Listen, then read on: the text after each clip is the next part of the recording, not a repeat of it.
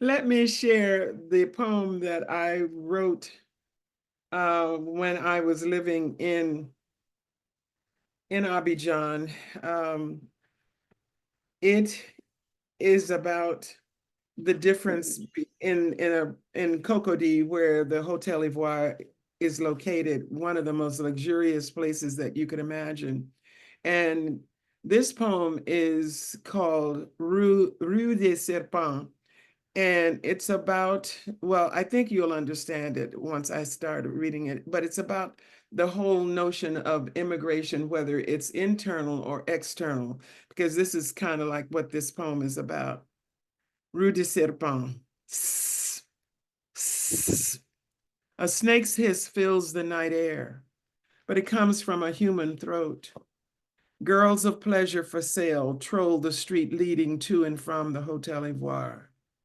Night after night, they line Boulevard La Trille, hissing cooperatively at each passing car, laughing conspiratorially during the brief lulls. Lured to Abidjan from impoverished villages as far away as Abinguru or as near as Kapanda, they come hoping to find work, if plain, as house girls, if beautiful, as someone's toy.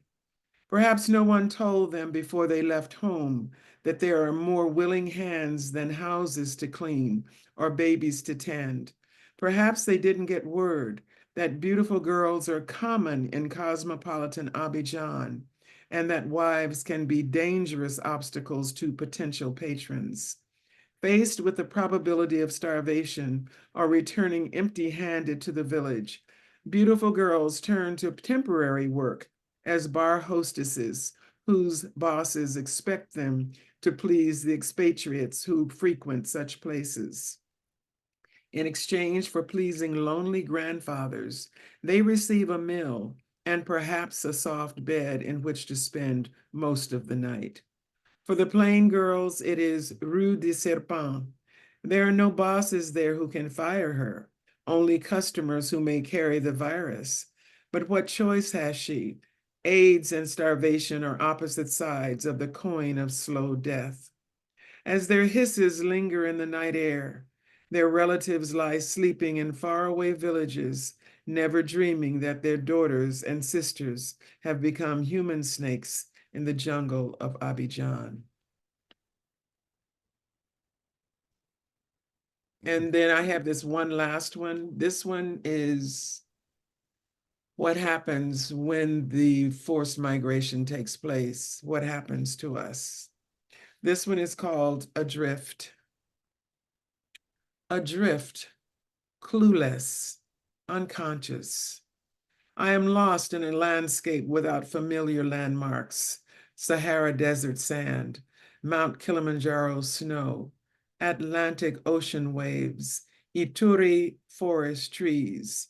My spirit drifts in foreign lands where the willfully blind refuse to see and accept my humanity. Snip, snip, snip. Wigs, bleaching creams, blue contact lens, wool, polyester, spandex. I have been locked into a dressing room filled with clothes that do not fit. The dressing table holds round powder boxes filled with shades that complement only cream and ivory skin tones. Ebony, chocolate, cinnamon, and caramel are foreign. The funhouse mirror is the only one I'm allowed to use. The distorted images it gives back are the only ones you will accept as real. I am the ugly stepsister whose foot won't slip into the glass slipper. Verdi, Mozart, Copland. My drum, thumb piano, cora, banjo, balafon, once rejected as profane, are now acceptable, having been successfully transformed into timpani, concert grand, guitar, xylophone.